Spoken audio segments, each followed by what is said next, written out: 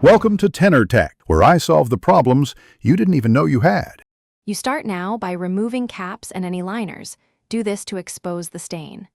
Sprinkle 1/2 cup baking soda directly onto the rusty patch, then add a few teaspoons of water to make a paste.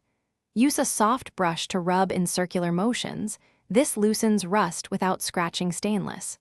Once the paste sits 3 to 5 minutes, pour a small splash of white vinegar over the area so it fizzes and lifts particles. This chemical action helps break the rust bond. Once the fizz subsides, continue scrubbing with a toothbrush in tight spots and a soft brush on flats. You want to abrade only the rust, not the steel finish. Make sure to keep movements consistent and inspect frequently so you don't overwork one area. After 1-3 minutes of reaction and mechanical action, rinse with warm water and check results.